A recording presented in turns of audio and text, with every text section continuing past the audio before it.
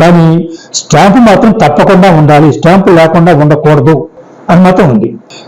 ఏమన్నారంటే వాళ్ళు, అంటే ఆ భాష, ఆ అడ్వకేట్స్ భాష, ప్రామిసరీ నోట్ అనేది అన్అటెస్టెడ్ డాక్యుమెంట్ అని అంటారట.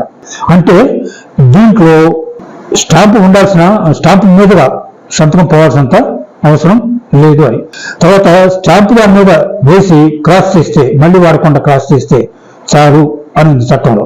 అంతేగాని స్టాంపు మీదుగా పోవాలని మాత్రం నేను అక్కడ చదవలేదు. అయినా సరే మనం ఇంత లోతుగా ఆలోచించాల్సిన పని లేదు. ఇక్కడ మనం స్టాంపు మీదుగా సంతకం పెడతాం, దానివల్ల మనకి దానివల్ల పెద్ద శ్రమ ఏమీ లేదు. కాబట్టి స్టాంపు అతికించడం ఎలాగో తప్పదు. కాబట్టి స్టాంపు అతికించేటప్పుడు స్టాంపు మీదుగా సంతకం పెట్టడానికి మనకి ఇబ్బంది ఏమి ఉండదు. కాబట్టి మనం ఎప్పుడైనా సరే స్టాంపు మీదుగానే సంతకం పెట్టడం మంచిది. తర్వాత కొంతమంది ఏం చేస్తారంటే స్టాంప్ మీదుగా ఒక సంతకం పెట్టి దాని కింద మళ్ళీ ఇంకో సంతకం పెడతారు. అది తప్పే కాదు, కాకపోతే అక్కడ పెట్టాల్సినంత అవసరం మాత్రం లేదు. కానీ అప్పు తీసుకున్న వ్యక్తి, చదువుకున్న వాడైనా సరే, సంతకం పెట్టి వేలిముద్ర కూడా పెడితే మంచిది. రిజిస్టర్ ఆఫీసులు చూస్తూ ఉంటారు మీరు, అక్కడ మన సంతకం పెడతాం, మనం వేలిముద్ర కూడా ఇస్తాం. ఇక్కడ కూడా అక్కడ వేలిముద్ర వేస్తే అది చట్ట వ్యతిరేకం కాదు. దానివల్ల నోటు గట్టిగా ఉంటుందే తప్ప నష్టం మాత్రం లేదు. లాభం ఉన్నా లేకపోయినా నష్టం మాత్రం లేదు. ఉంటే కొద్ది గొప్ప లాభం ఉంటుంది. ఎందుకంటే సంతకంలో కొద్ది గొప్ప తేడా ఉన్నా వేలిముద్రలో తేడా ఉండదు. కాబట్టి అప్పు తీసుకున్న అతను స్టాంప్ కాగితం మీదుగా సంతకం పెట్టి వేలిముద్ర కూడా వేస్తే మంచిది. తర్వాత అప్పు తీసుకున్న వాడు సొంత దస్తూరుతో నోటు వ్రాయవచ్చు. అప్పు తీసుకున్న సొంత దస్తూరుతో నోటు రాస్తే ఆ నోటుకి ఇంకా బాగా గట్టిగా ఉంటుంది.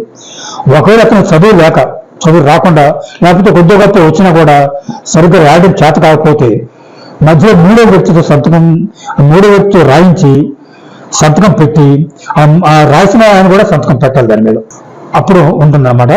తర్వాత ఇది అన్అటెస్టెడ్ డాక్యుమెంట్ అని అన్నారు. కాబట్టి చాలా మంది అంటారు ప్రామిసరీ నోటు మీద సాక్షులు అవసరం లేదు అంటారు. అదే వీలునామా కానీ రిజిస్ట్రేషన్ డాక్యుమెంట్ కానీ అయితే అవి అటెస్టెడ్ డాక్యుమెంట్స్, వాటి మీద సాక్షి సంతకాలు తప్పనిసరి. వీలునామా మీద సాక్షి లేకపోతే చెల్లదు. కానీ ప్రామిసరీ నోటు చెల్లుతుంది అని చాలా మంది అడ్వకేట్స్ అన్నారు. నేను మాత్రం చట్టం ప్రకారం చూద్దామని స్టడీ చేస్తే నాకు ఎక్కడ ఈ పాయింట్ దొరకలేదు. కాబట్టి మనం సాక్షి సంతకాలు పెట్టిస్తే దండగ లేదు, పెట్టకపోతే దండగ లేదంటే మనకి అనవసరం. పెట్టిస్తే దండగ లేదు కాబట్టి తప్పకుండా పెట్టిస్తేనే మంచిది. మనం ఇంతగా లోతుగా పోయే పని లేదు. కాబట్టి మనం ప్రామిసరీ నోటు మీద సాక్షి సంతకాలు తప్పకుండా పెట్టించాలి. అది చట్టబద్ధమా, చట్టం చెబుతుందా లేదా ప్రశ్న కాదు. మనం తప్పకుండా పెట్టిస్తే మనం ఎప్పుడు కూడా సేఫ్ సైడ్గా ఉంటాం. తర్వాత సాక్షి సంతకాలు ఎప్పుడు కూడా బంధువుల సంతకాలు అవి ఉండకూడదు. బంధువుల సంతకాలు అయితే మాత్రం సాక్షి చల్లవు అనమాట. బంధువులు కాకుండా ఉండాలి. అయితే ఇప్పుడు మీకు ఈ ఫామ్ చూపించాను. ఇది మన ఆంధ్రప్రదేశ్ ఉపయోగించే ఫారం. అదే తెలంగాణలో ఉపయోగించే ఫామ్లో ఏముంటుందంటే కింద జామీను అని కూడా ఉంటుంది, పక్క పేజీలో రసీదు అని కూడా ఉంటుంది. సరే, జామీనుకి అయితే కొద్దిగా అర్థం ఉంది, కానీ అసలు రసీదు అని తీసుకోవడం నాకు అర్థం కాదు. ఎందుకంటే ఈ ప్రామిసరీ నోట్లోనే డబ్బులు ముట్టినట్టు రాస్తున్నాం మనం. మళ్ళీ రసీదు విడిగా ఇవ్వాల్సినంత అవసరం అయితే లేదు. కానీ తెలంగాణలో ఈ అలవాటు ఉంది.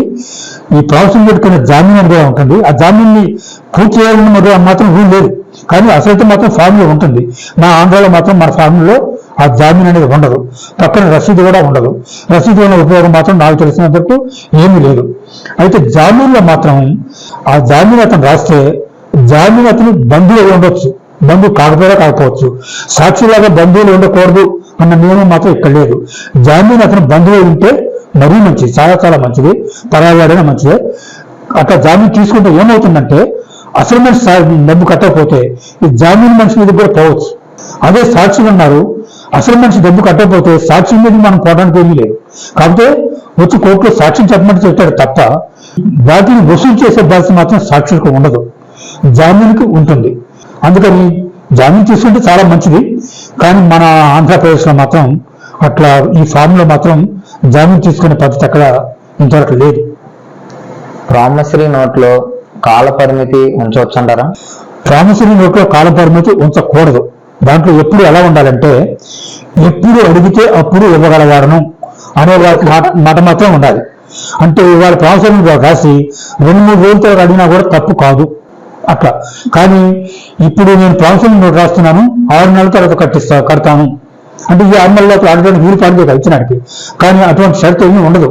అట్లా 6 నెలల లోపల కడతాను, సంవత్సరం తర్వాత కడతాను, లేకపోతే నా పంటలు వచ్చిన తర్వాత కడతాను, లేకపోతే నాకు ఎక్కడ ఊళ్ళో ఉన్న బాకీ వస్తువు అయిన తర్వాత కడతాను, ఇటువంటి షరతులు ప్రామిసరీ నోట్లు చల్లవు. అసలు ఏ మాత్రం కూడా చల్లవు. కేవలం ఒకటే ఒక షరతు రాయాలి, ఎప్పుడు అడిగితే అప్పుడు ఇవ్వగలవాడను అంతే.